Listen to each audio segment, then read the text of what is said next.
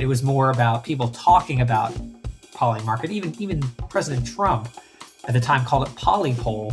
I always thought they were going to rebrand the marketing thing. They probably should have, the polypole. But there was so much of an inertia around, well, what do the polls say? This podcast is sponsored by Pragmatic Solutions, the player account management platform chosen by today's smart betting and gaming operators. Don't let technical constraints delay you from achieving your business goals.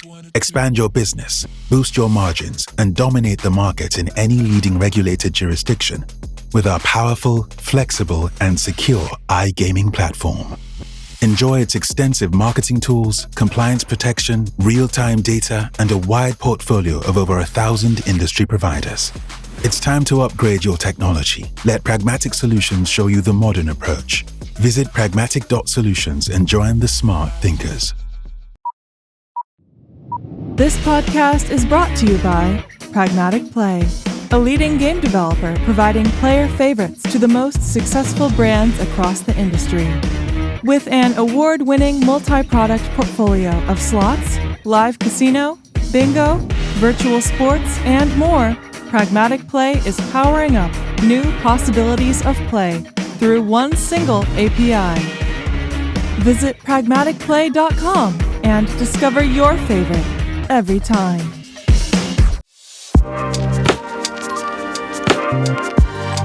Welcome to the Next Oteo podcast. Today's guest is one of the very few people in the world who saw this coming 8 long years ago. Alex Kane founded Sporttrade in 2017, a year before the US Supreme Court even legalized sports betting. And whilst everyone was building sportsbook, Alex bet on building an exchange. Today, Sporttrade is the first company ever to apply for a CFTC approval as a federal exchange, whilst also operating as a state licensed sportsbook in 5 states. Alex, welcome to the show. It is a pleasure to have you here, Alex. You could definitely be classified as an OG of this industry, if you will. So let's go back from the very beginning. Before you started Sporttrade, how did the idea came about, and what is your background in general? Yeah, so I was in university at Drexel. I live here in Philadelphia still, so right down the road. I was a finance major. I also was a law and entrepreneurship major. And someone put Robinhood in my hands. And I was like, what is this? I didn't know what it was. You know, I kind of understood finance at a high level and like buying and selling stock, but like I'd never done it before. And then, I don't know, I put $500 into Robinhood and I tried it. And it was like life-changing. Like the idea that you could put in $500 into a brokerage account, put that into Tesla stock, have Tesla stock have a good earnings and go up 15%. Right? and now you're worth whatever it is, $575, right? 15% more than 500. And that you at any moment in time you could cash that out. Like a highly liquid market. I just felt like Americans were going to love trading. And furthermore, I felt like Americans were going to love sports trading. Like if you could somehow combine this with sports. And that was really the impetus for Sporttrade is like, can you create this exchange, this trading app, this ecosystem where you could trade on the probability of anything to occur as opposed to trading on like earnings for a company. And I think that's like pretty similar to some of the founding impetus, you know, that you might talk to when you speak to other founders. You know, I think the difference for Sporttrade is like, it really is focused on like sports and particularly in-game sports where there's so much volatility that you could actually, I don't know, you could buy, will there be a run in the first inning? No, on a baseball game. And if the first player strikes out, the probability is going to go from 55% to 59%. And like every pitch, that price is going to change. And so can you create a market? Can you create an exchange ecosystem where the spreads are so tight that you could do the same thing for trading that I did 10 years ago, trading Tesla and Robinhood? That's the dream. That was always the founding vision of the company. Brilliant. And I mean, this had been done before, right, on the European side. And, you know, you remember Betfair in the early 2010s was a popular exchange that actually had its moment of glory, but then the product faded, so on. How did you think about that, the fact that you had those earlier products that actually came and went kind of thing? Was that a concern to you ever, that it kind of didn't work out on the European side? My view on this, like sort of coming from the American consumer, was that for some reason, there probably is reasons. I could probably articulate the reasons, but the reasons really don't matter more than the point, which is the point is like Americans are traders. Everyone, you go to a dentist's office and the TV is on, it's either going to have Fox Business or Bloomberg or CNBC on. And there's just like this, the tickers are just rolling on the bottom. How's the S&P doing today? How's the Russell 3000 doing today? How's the NASDAQ doing today? And there's just this really inundated, accepted culture of like self-directed investing in the US, meaning, not just putting your money in Vanguard, but doing it at your own direction, right? Picking stocks, right? It's the reason why all these shows are on CNBC and they film from the NASDAQ tower in Times Square or from the NYSE floor down on Wall Street. Like there's just this eclectic shared culture around predicting things and trying to make money in the process, whether that's, stocks or cryptocurrencies or futures or now, perps and prediction markets, I think are firmly fit into that category. And so when I thought about like, Betfair, like it was successful, but like people still preferred that sportsbook model. I still think the sportsbook model is going to do very well here in the US. And there's a lot of reasons behind that. But I think that the exchange trading model is probably going to do better here than maybe any other culture because of the affinity we have towards trading and having products look and feel like trading or even self-directed investing. And those lines are certainly blurred now.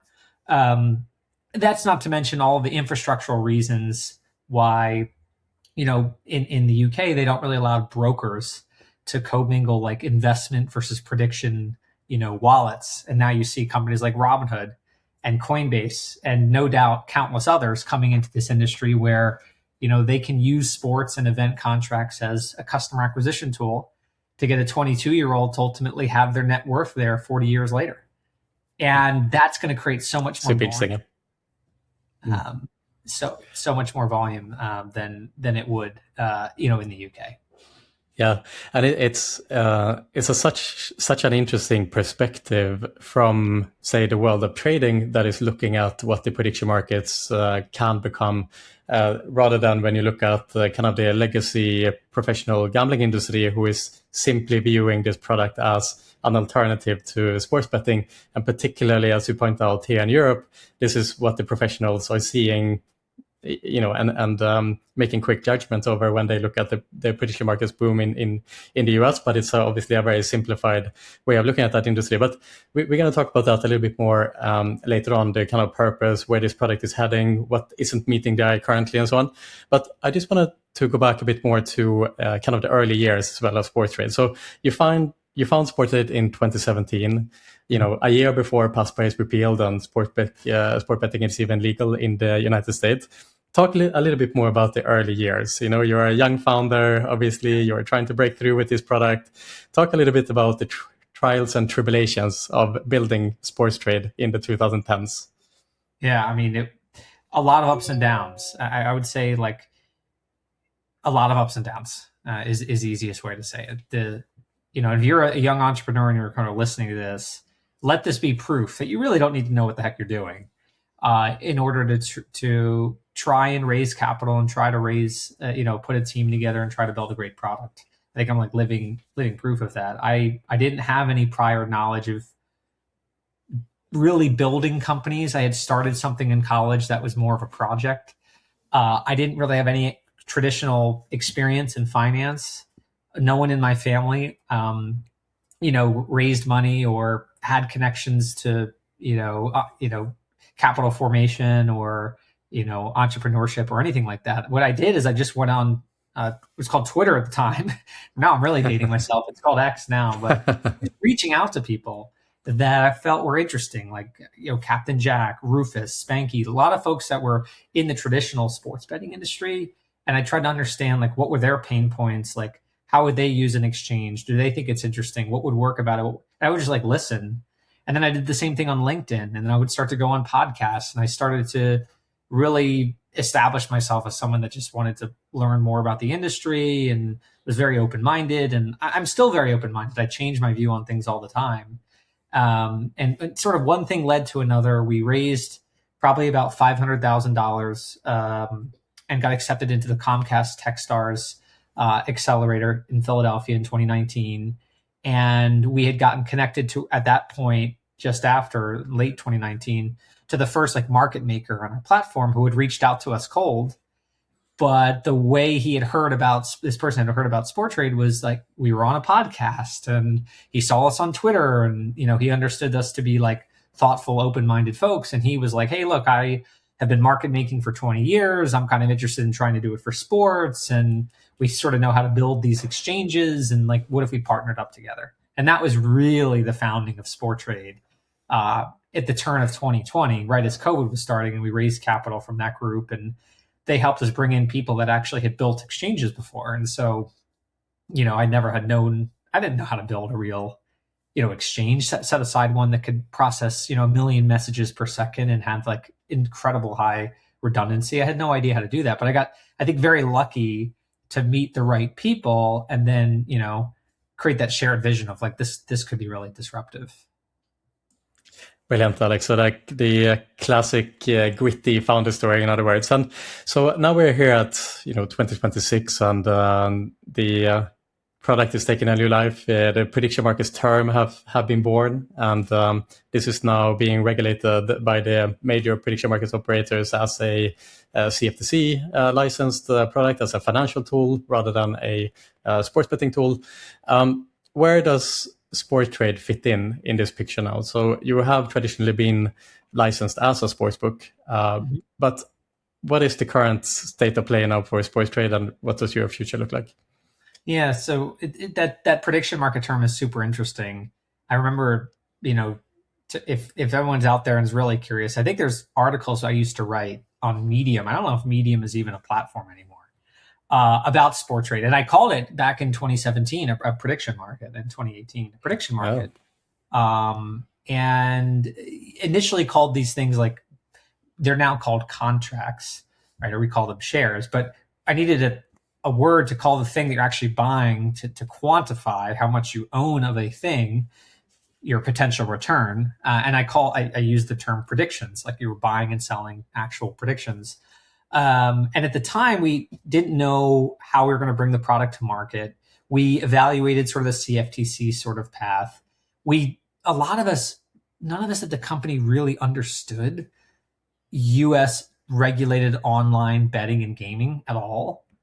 And I think it showed in the way we built the product. We didn't have American odds. There was no casino. You know, you basically had, you know, terms like you see on Kalshi now, open interest, volume, contracts. You know, there was a tape that you could see of all the trades that were happening on the platform. You could see order books. Like, it didn't look like any of the other operators, like in New Jersey or Colorado and Indiana at the time. And we considered bringing this into CFTC sort of jurisdiction. It just wasn't the right time. There was a company about 6 months later that tried, called ErisX. And ultimately, most people know that they withdrew their self-certification of certain sports contracts, and there was a you know, a lot of reasons why that, you know, wasn't successful at the time. One of the reasons is that the CFTC just wasn't in a position that it is now, where it's so friendly towards this prediction market concept, and so sort of, you know, wrong time, right place, wrong time. And we built out this intermediated venue. We built out when I say intermediated, like, the person helped build our exchange was the person that built NASDAQ's exchange. I was the CTO at NASDAQ. And NASDAQ was an investor. And NASDAQ's first question was like, you want Robinhood to be a broker? Absolutely want Robinhood to be a broker to this. So, you know, we'll build, you know, the same pipes that any exchange builds so that intermediaries can plug in. One of those intermediaries was going to be our own brand, Sporttrade, right? An app on the App Store, a website that you could go on the internet. But that was just going to be one of many ways that customers could plug in. And then by the time we started getting licensed and registered in some of these states, we realized, oh my gosh, like, the way that traditional regulators think about this is very like casino-centric, bookie-centric. And this model is like, it doesn't even fit. And there was so much about how our system had to be watered down to ultimately be regulated and compliant. But in doing that, we lost so many of the things that make exchanges great. We lost that intermediation component, right? Where other brokers could route to our venue. We lost, you know, real entities being able to start up 2 or 3 people with $100,000, grab an API on our system and start quoting and sending orders. We lost so many of the things that make an exchange really exciting. And so to answer your question in a very roundabout way, now we fast forward to 2024, December 23rd, 2024, Crypto.com self-certified sports contracts. Then Kalshi self-certified sports contracts. And since that point, over the last, let's call it 16 months, we have seen all of these great benefits of intermediated markets come to the US through brokers, traditional finance brokers like Robinhood, to crypto brokers like Coinbase, to DFS and sweeps companies, to OSB companies.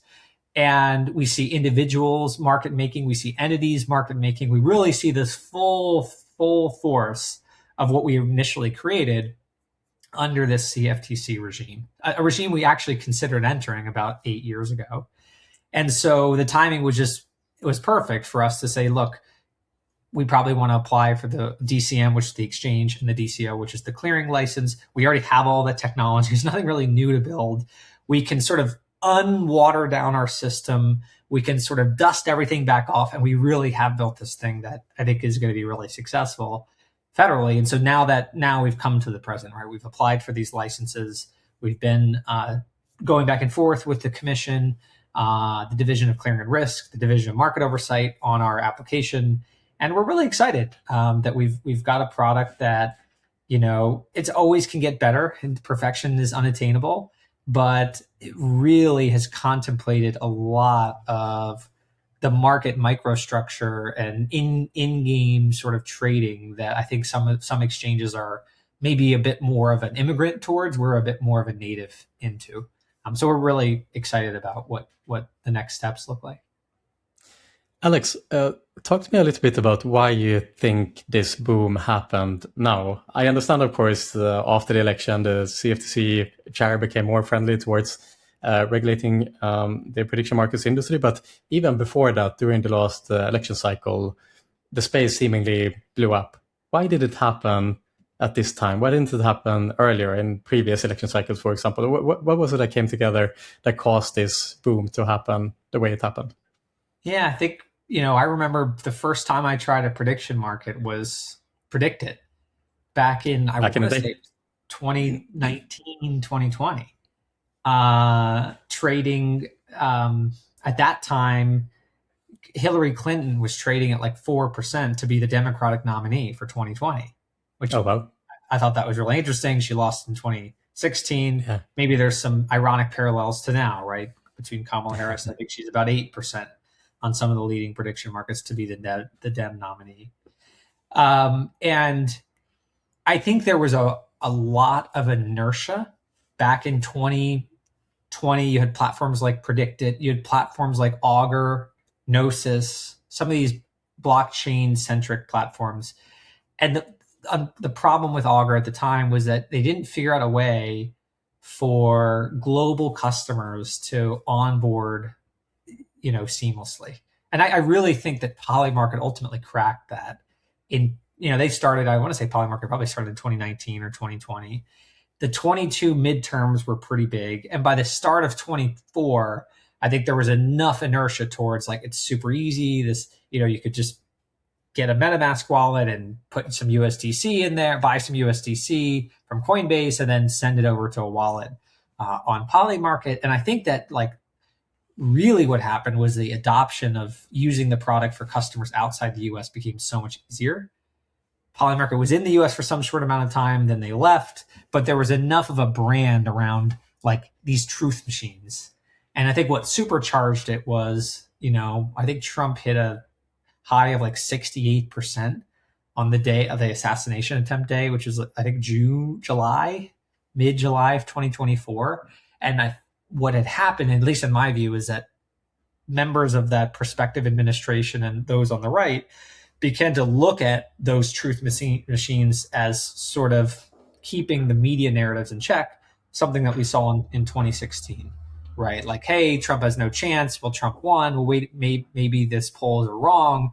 And this sort of important data point that is these prediction markets should be looked at, at least a little bit more seriously than a poll. And ultimately, Trump winning really solidified a lot of support for that prediction market model generally. And now we see the ramifications of that with his administration, who say like these things are truth machines and there's a lot of value to prediction markets. And I think I agree with a lot of those points for what it's worth. So I think it just ended up being like right time, right place. Onboarding was a little bit easier. I think if you were to ask Shane, he knows a lot about Augur, and I think was pretty involved with Augur pre-Poly market. And I think his view of like, let's make this a little bit more accessible so that the everyday user could actually just use Poly market as a forecasting machine, even if they're not allowed to use it in their jurisdiction. And that was the sort of fuel on the fire, right? It was more about people talking about Poly market. Even President Trump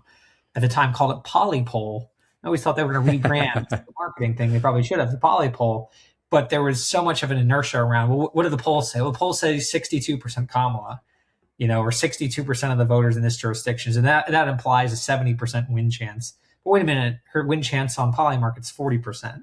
So how could that be? Which one's right? And ultimately, I think all of those things led to this general like pro open markets, type of regulation. And I think a lot of the folks now at the CFTC really believe that markets are good. People should build here. And I agree with all those things for what it's worth. Like customers are going to do these things.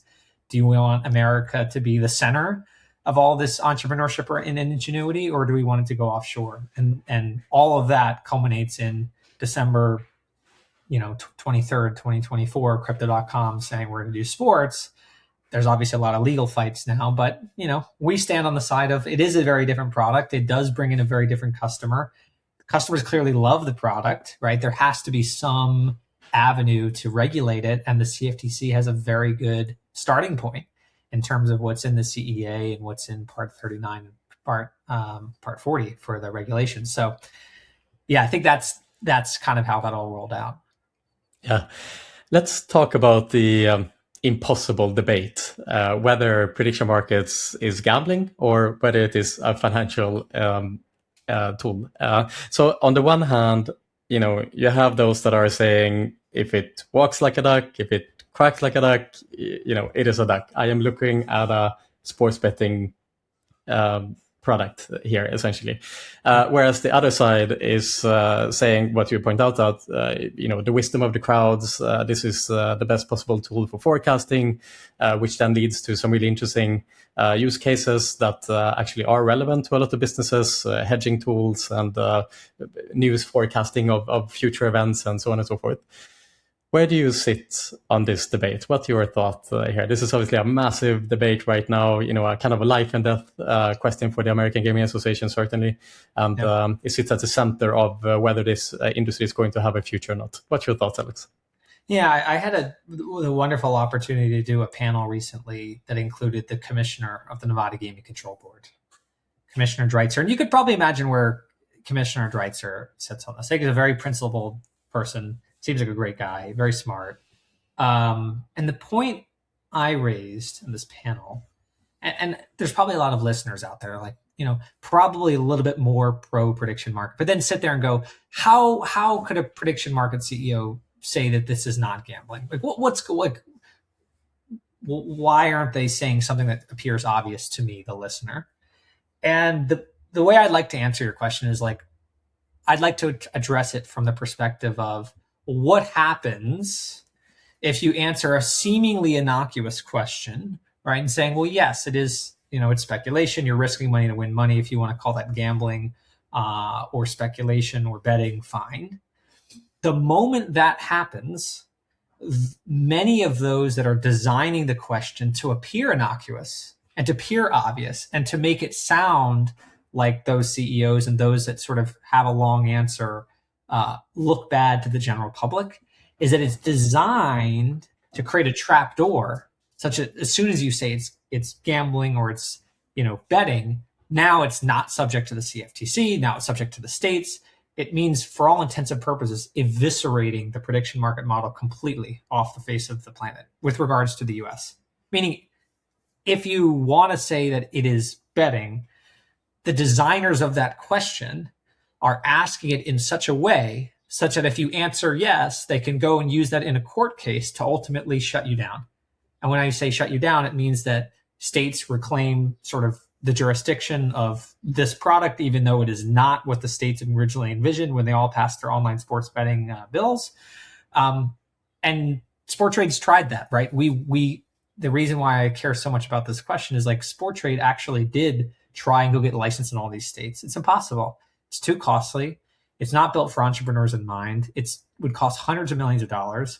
You pay racetracks, teams, tribes, casinos, hundreds of millions of dollars.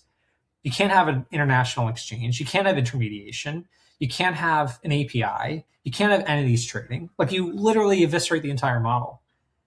To me, like, are you risking money to win money on these platforms? Absolutely you are. Like, that is, if I'm buying something at 32, I'm risking 32 to win 68. I mean, that's why the event contract is like the simplest instrument you could possibly imagine.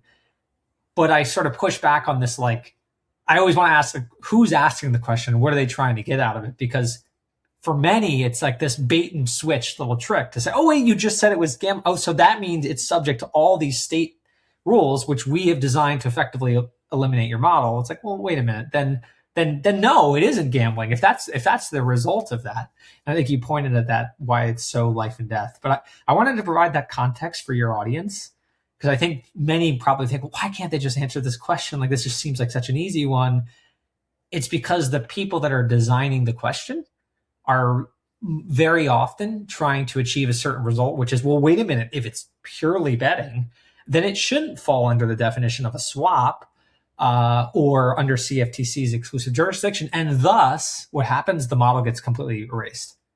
To me, if I could design a national poll, I would say, like, look, people are going to risk money to win money on sports. You as the average citizen, do you want all of that trading and activity to happen on an open, transparent, two-sided exchange where those exchanges have to publish the order books, everyone has equal access, and they have to publish all time and sales and prints for every day in real time? Or should all of it happen on a casino or sports book where some customers get limited bands, some customers get different amounts, there is no order book, there is no time and sales, there's no published, agreed upon list of everything that's happened on the venue that day? I think that 99.9% of people would say, well, obviously the exchange one, right? But I'm not designing that question because I'm not out there to try to achieve a certain result. And I actually think the sportsbook model is quite great and it serves a purpose. But I think what happens is the architects of that seemingly innocuous question are actually trying to expose a trapdoor, have Kalshi polymarket everyone fall into the trapdoor, lock it and throw away the key and just get rid of the model entirely. And obviously that would be horrible for the industry. It'd be horrible for so many customers that love this. And that's why you see, Shane or Trek get so squeamish when they're asked on air, like, isn't this just betting? Can't we just call this betting? They are starting to become aware, like, oh, wait, no, there's a huge trapdoor down there. And this model is great and customers do love it. And it is accretive. And the states didn't ever contemplate this and it should exist. And I probably agree with that sentiment. Yeah. And, the question is so much more difficult than what meets the eye as well, because both things can be true at the same time, in the sense that if you look at what retail trading on the stock market is today, for example, there's quite interesting statistics actually that the average retail day trader, something like 90% of retail day traders end up actually losing money on the stock market. And so when you start going down that path of, okay, you put some money into the S&P 500 and you let it be there for 20 years, that doesn't seem to me like pure gambling. That seems to me like you are, safeguarding your money into like a fairly secure return. But when you start going down that ladder and now you are day trading whether a particular stock is going to go up or down in the next minute, there isn't that much trading elements in that. It seems to be a bit random process, right?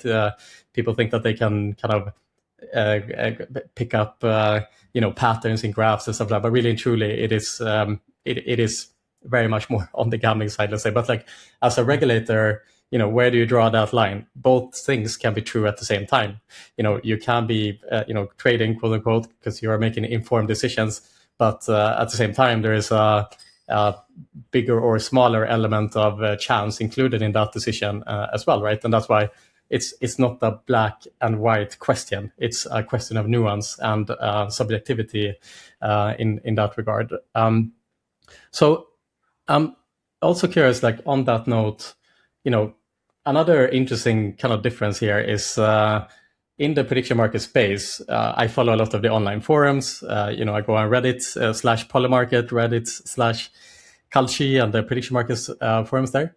The individuals that are active in this space, they consider themselves as traders as well, whether then when you go to, say, DraftKings subreddit or different communities in gambling space, people are very much aware that they are gambling, right?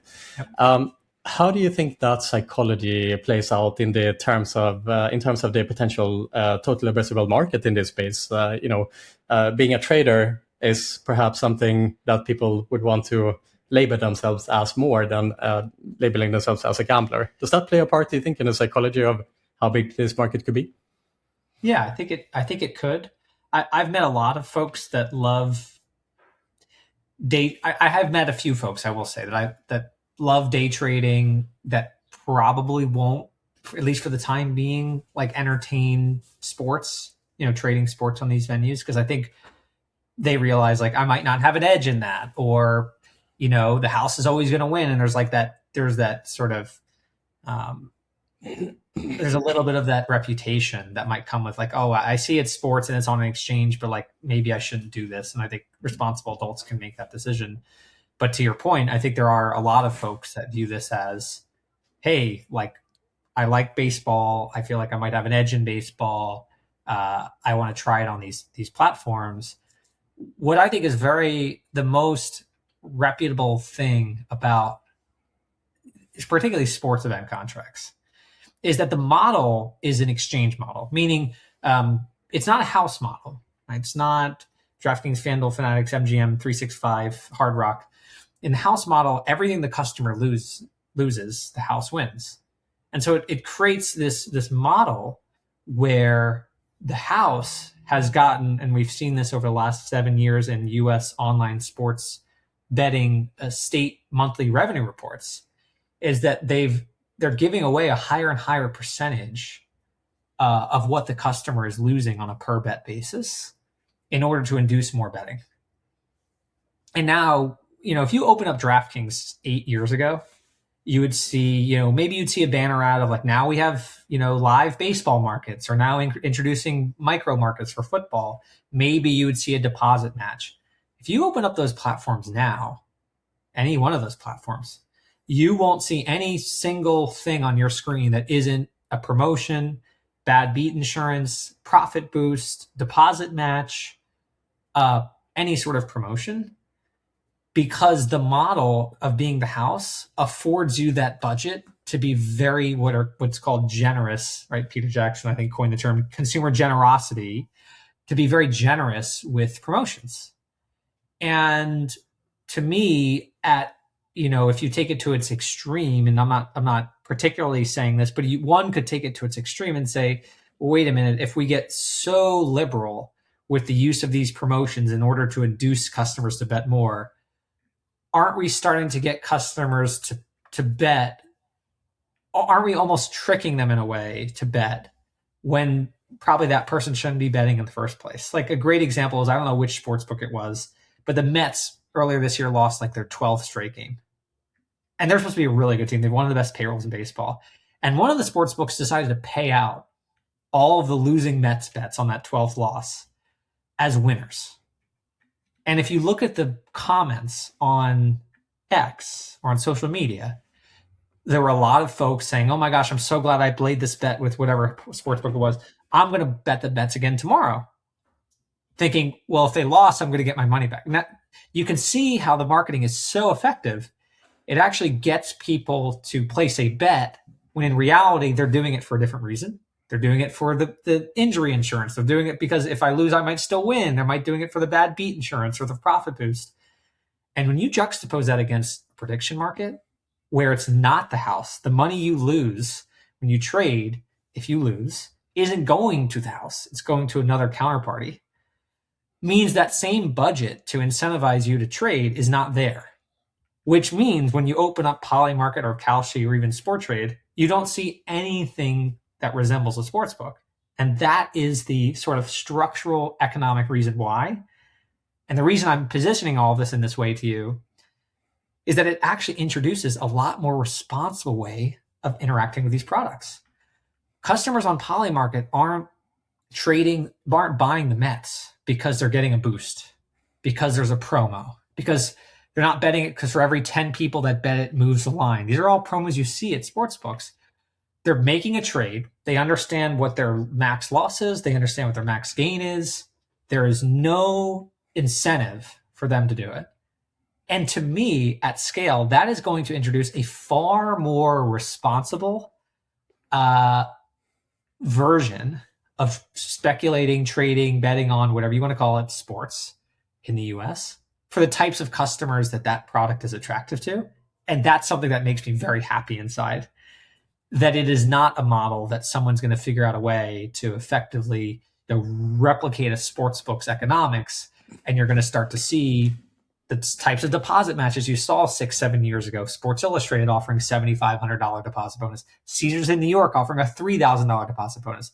For all the marketing we've seen for Polymarket and Kalshi and sponsoring the NHL playoffs, what is their deposit match? I think they both give you $10, right? And I think that's a really good thing, because what it keeps out is all the types of customers that only ever sign up because they think they're going to win or they think they're going to be given bonuses. And I'd say like a deep cut. I wanted to answer that question in a certain way because I actually am very happy that it's going to introduce this far more adult, mature, reasoned way of interacting with these products. And you're going to get way less of customers saying, well, dang, the Mets lost, but I didn't get my money back. The only reason I bet it is that I actually thought if I lost, I'm still going to win. That's like nonsensical, right? You're not going to see that on these sort of venues. True, but in one sense, the operators are not motivated by maximizing their customers' losses in a way as the primary revenue driver. However, the other side of that is market manipulation is a big problem in the prediction markets world. And in the same way, you could say that the operators aren't necessarily that motivated to put all their force behind stopping that market manipulation either, right? And isn't that also part of the kind of big debate around the prediction markets as well? And it seems to me also, just to close that, like that to me seems to be the most difficult problem for the prediction markets industry to genuinely confront. I mean, especially if you look at geopolitical movements and so on. There's just so many people with insider information on any of those type of decision, not just from first degree, but someone tells someone else, and that seems to be such a big fundamental problem for the prediction markets industry. How do you think about that?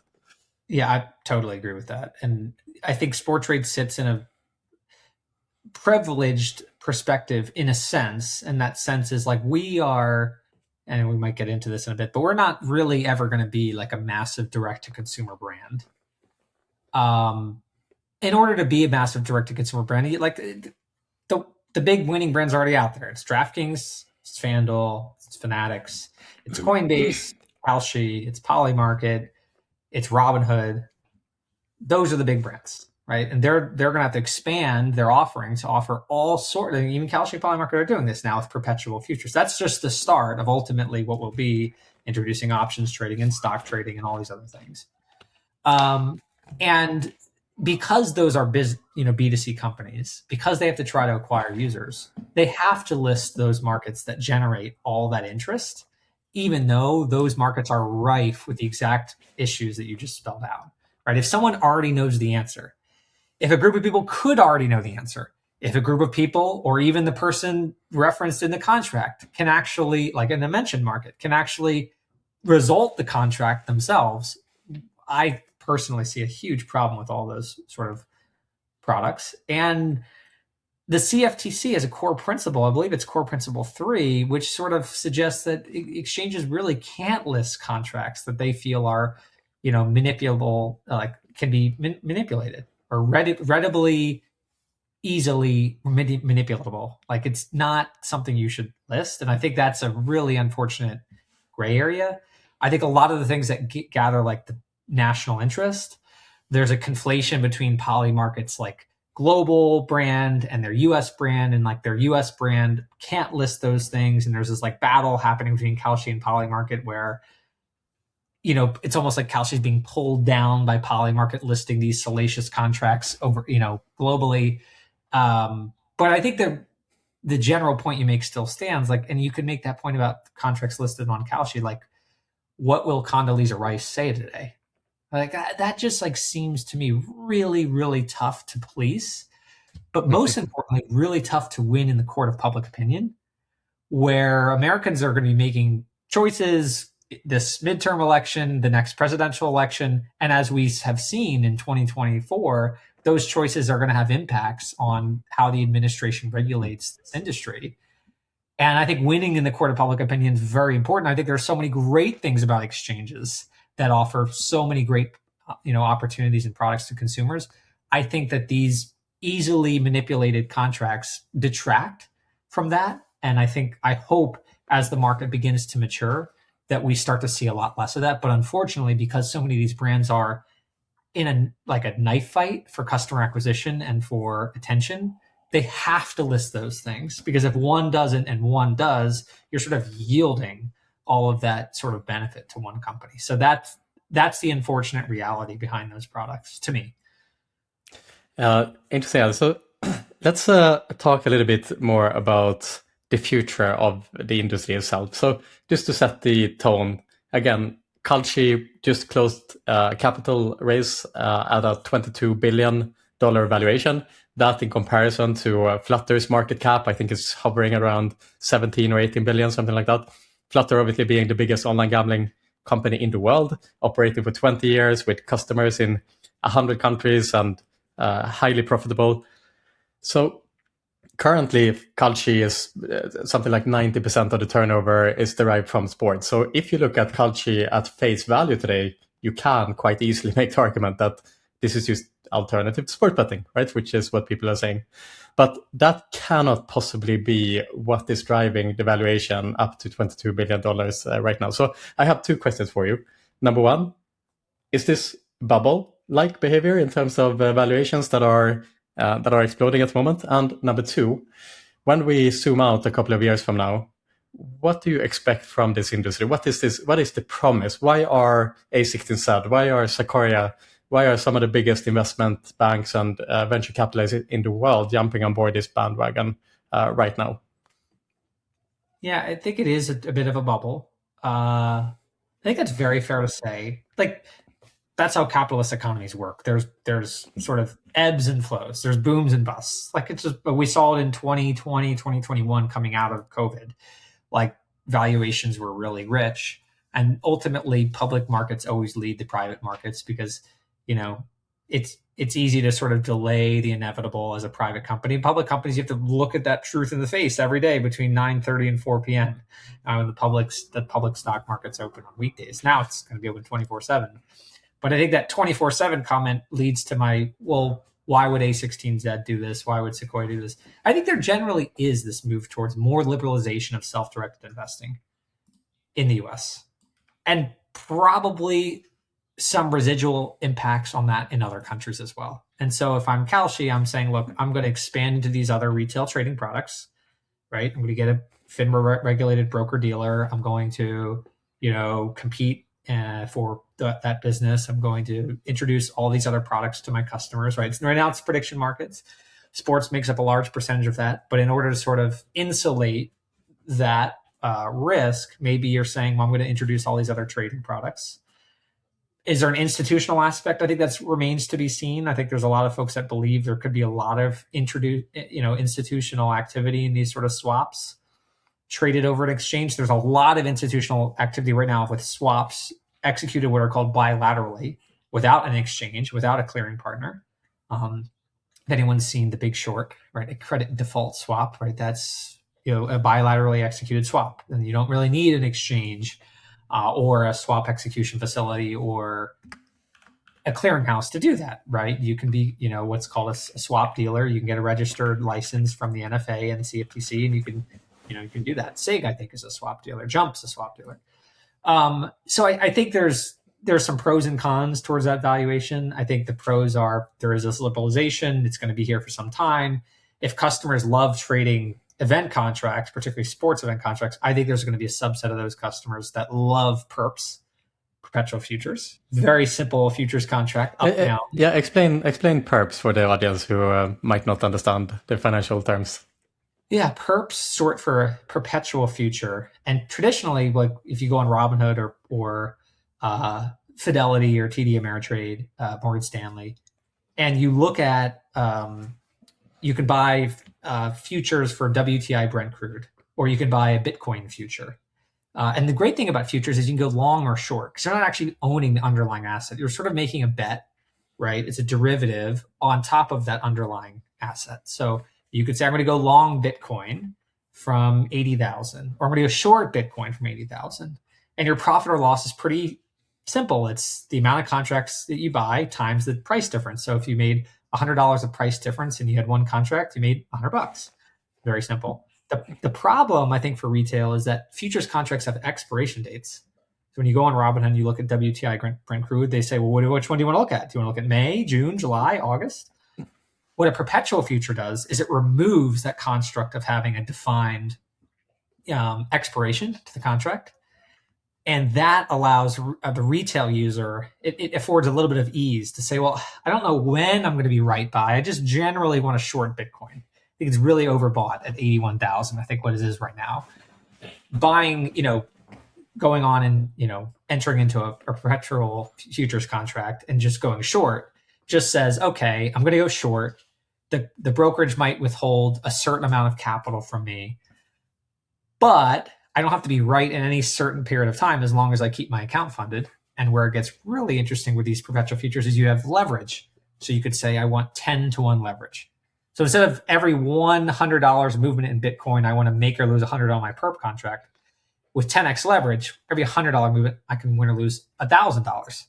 And so these brokerages, as you'd imagine, I'm sure Kalshi and Polymarket would do the same, they make it very easy for you to enter a contract. You just basically say, do I think Bitcoin's going to go up or down?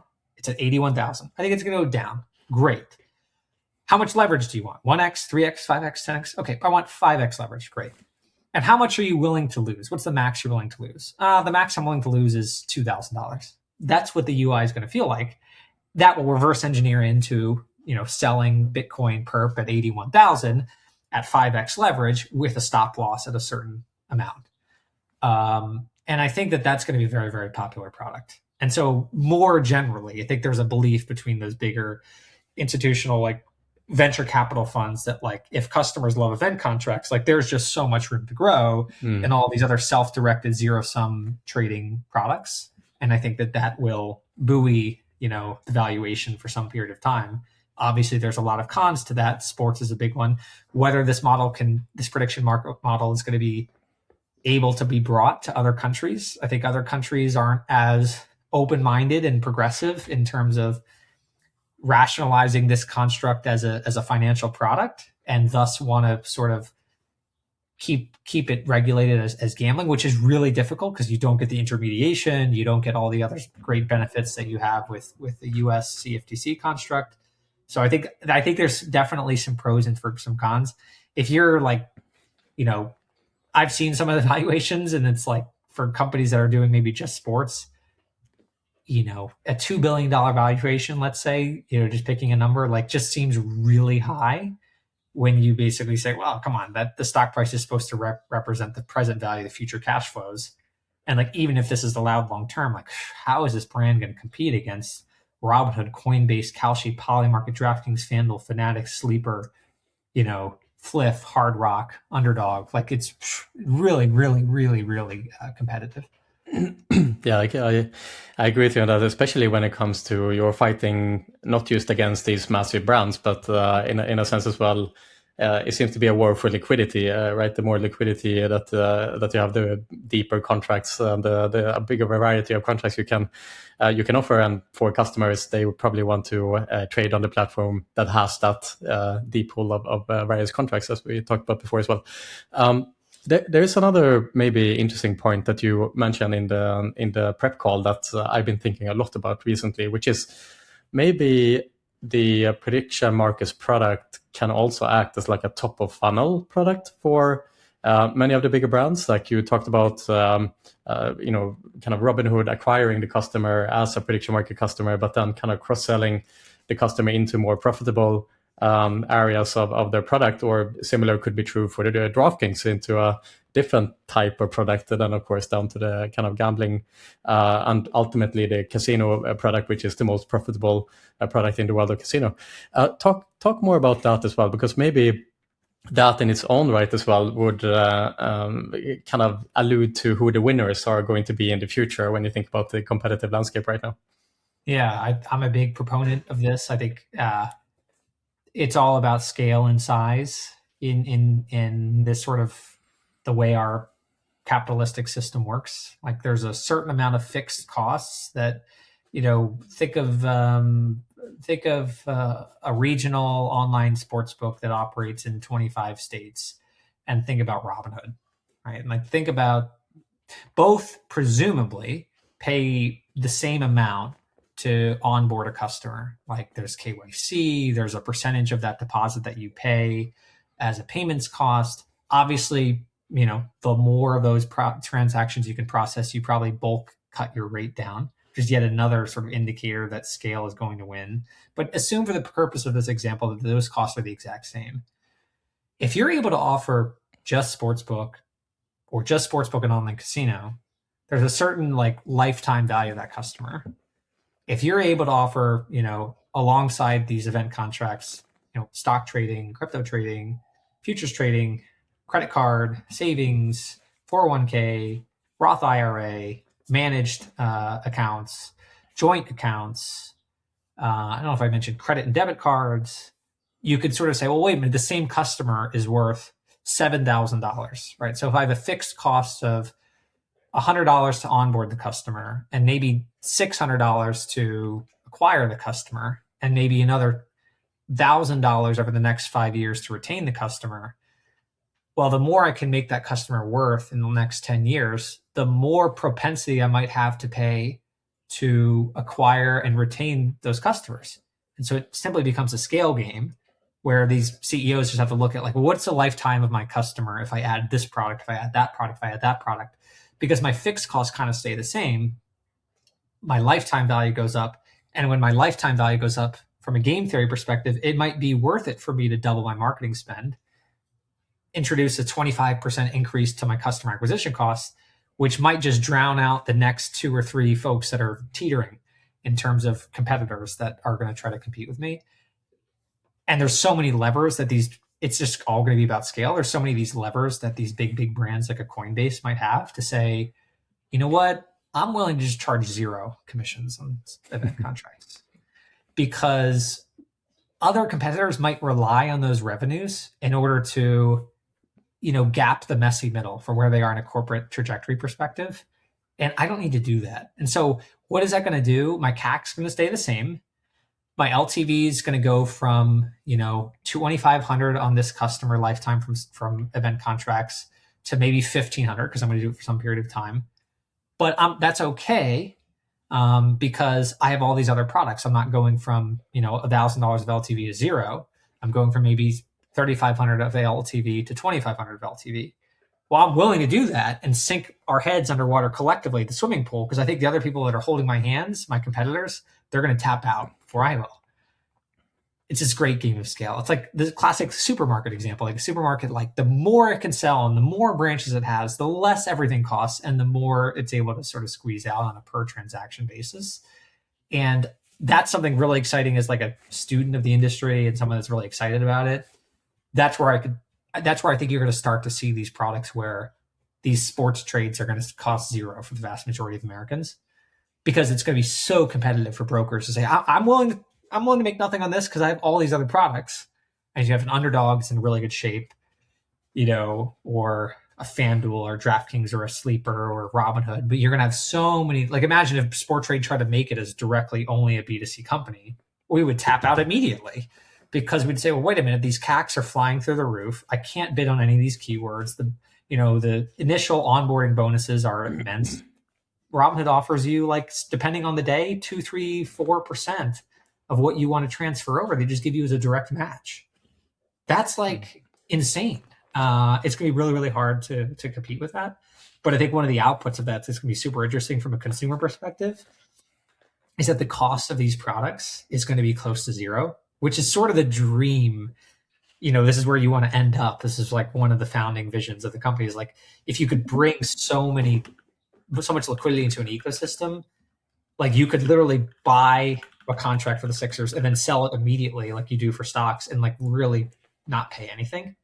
That's absolutely insane. And that's kind of where stock trading has gotten to. Like the spreads are so tight that anyone that's simply just a stockbroker just doesn't make it anymore. There's like, think about how many pure play stockbrokers are in the US. No, they all offer crypto and savings and self-directed and 401k and managed and all these other products because stock trading has become the loss leader.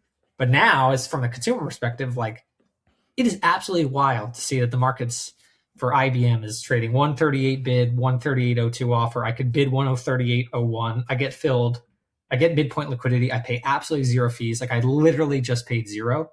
Think about how many times as a consumer you could actually utilize a service like that and truly pay nothing. I don't know. To me, that's like from the consumer perspective, I think having this competition is going to be really great. From the operator perspective, yeah, there's only going to be 2 or 3 that make it. Yeah. And, it's such an interesting learning from a game theory perspective that this seems obvious when you hear it. Like the most simplest ideas are usually the most powerful. And in this regard, you can kind of draw a few conclusions from this. So if we assume that there will be a price war, for example, in that the commissions will remain low, one assumption you can make zooming out in the future is that, this might really impact the traditional sports books really negatively, right? Because obviously it's a lot more expensive to bet on a sports book rather than on a prediction market. Now, obviously, those products are developing constantly and they are getting closer to similar offerings to those sports book. So what will happen to the likes of DraftKings and FanDuel in the future? Could we see a lot more heavy competition from the prediction market side to eat up a lot of the TAM of the sports betting side? Another interesting observation is today Kalshi and Polymarket are pure prediction markets operators, right? They do not have that deeper layer of alternative products that can be cross-sold to the players. So it could also be assumed that for Kalshi and Polymarket are potentially facing a more difficult future as well if they are not able to justify the same LTVs for any given customer that they acquire in comparison to Robinhood, for example, where the customer acquired would be worth multiple times more, right? So then even Kalshi and Polymarket perhaps would have a difficult time to bid on those keywords in the future, which would mean that they would need to offer, a similar offering eventually to those type of companies. Does that sound like observations that ring true to you as well? And you think about what your thesis mean for the future? I think that is precisely why likely those companies you mentioned are trying to expand into different products. And I think that what's so interesting about this world is you have sort of the traditional online gaming world of sports betting and horse racing and sweepstakes and DFS and casino. And you have this traditional sort of finance, sort of stock trading and options trading. And then you have this like decentralized sort of like, we talk about Hyperliquid would be an example, which is a decentralized exchange. And a centralized exchange might be like Coinbase or Kraken. All of them are getting into this. So you have this massive like Venn diagram where truly the only thing that everyone shares is these sports and event contracts. But then from there, the shared wallet, which is represented by that circle of what else you can do, is so expansive that this is why we're seeing such different products. This is why the Webull product and the Coinbase product and the Robinhood product, you can place like limit orders, right, on Kalshi. They all connect into Kalshi or a platform like Kalshi, just like DraftKings or FanDuel does. Although it's CME or Nadex, they're all the same. Whereas on DraftKings or FanDuel, you can't place limit orders. You can't see the order book. You don't see a traditional, more trading interface. Where I think this could be very interesting is what happens if someone like FTX tried this. They built a prediction market. It was very, very successful. No one really remembers that, but it was in 2020 and 2021. What happens if you try to just build the entire, like the true super app, where you could truly trade on everything in one place, like online casino, sweeps, DFS, horse racing, event contracts, crypto, traditional 401k savings, stock trading, leverage future trading. Like, are we that far away from that? And is there a race to do that? So we have this bet in our office, like, what will happen first? Will, someone like Coinbase or Robinhood offer what looks to appear a traditional gaming product, regardless of whatever regulatory path? Yeah. Or will DraftKings or FanDuel offer like stock trading or perpetual future? My bet is I think DraftKings and FanDuel are almost certainly more likely to offer perps than Robinhood or Coinbase would be to offer like a roulette wheel or poker. But I think there are people on different sides of that argument. I think what the general consensus is, yes, you want the LTV to be as big as possible. And that ultimately means like traditional gaming, there's all these different types of licenses you ultimately have to get. Your customer doesn't really give a crap. They have one experience, one wallet, one login, one balance, one relationship. And it's on the operator or the broker in the sense to sort of get all the right licensing so that it all is seamless and amazing. So to your point, yes, if you're a B2C brand, you have to be thinking, I need my circle as part of this Venn diagram to be like very big. And I need to have like a real right to win and the right capital behind me to go and execute on that strategy. And that capital is probably $2 to $3 billion minimum at this point, which boom, now you've laid out why Sporttrade probably won't ever really be a big B2C brand, right? Because I don't think we could raise $3 billion, and I don't even think with $3 billion we have a right to win offering a better version of stock trading. Good. Final question for you here today, Alex. If we zoom out 3 years from now, can you make 3 predictions on what the prediction market industry will look like in 3 years? 3 interesting predictions. 3 interesting predictions. I will say, sure. I think prediction 1, I think sports event contracts holistically and largely will remain under the exclusive jurisdiction of the CFTC. That would be 1. 2, I think we'll start to see very thoughtful, responsible, and effective offering of margin to certain participants. Most people think, oh, you're going to loan money to losing players. No, that's not what margin really means in the sense. Making brokers' lives more easy as a clearinghouse so they don't have to put up an extra $40 million Friday at 4:59 p.m. right before the wiring deadline because, it's a team from LA versus a team from New York in the conference championship of the AFC or whatever. And then I think my third one, which is probably the most controversial, is I think that online sports books, state-regulated online sports books, and state-regulated online gaming is going nowhere. I think it's going to continue to grow. And I think that both are going to be very successful industries, but very distinct parts of that proverbial Venn diagram from a regulatory perspective, where if you want to offer a traditional sports book with the promos or casino, you need to go get state license, which is very hard. It's very onerous. And if you want to offer these sort of more event-based swaps, you can do it on a federal exchange with exclusive jurisdictions of the CFTC. But I think regardless of what happens at the Supreme Court, if the Supreme Court says, yes, we narrowly believe that, we believe in the narrow yet exclusive jurisdiction of the CFTC over these event contracts, that doesn't mean that like it's the end of online gaming. It doesn't mean that it's the end of the Michigan Gaming Control Board or the Pennsylvania Gaming Control Board. Those people aren't going to be out of jobs. It's just that they're not going to see a lot of new entrants because it's so competitive and there's such an entrenched first mover advantage for those online products. And so maybe that's my third view. It's more holistic. I think the success of the of the prediction market industry is not mutually exclusive to the success of traditional online gaming. And I would just point to like Rush Street Interactive stock price over the last 10, 12 months. They're up about 150%. People look at DraftKings and FanDuel and go, oh, it's all the values going to Kalshi. And you look at, well, this is a brand that has online licenses, really more focused on iGaming. It's only in 6 or 7 states. They're a $6.5 billion company. and they're continuing. Obviously, there's a growth trajectory there because that product really works. And I don't particularly think that if the CFTC is successful in exerting its exclusive jurisdiction, that means that you can somehow offer online casino federally. So I think that their rising tide truly will lift all boats. You heard it here first, folks. Alex is saying that the DraftKings share is underpriced currently. Market's reacting by fear. Buy. This is not financial advice, by the way.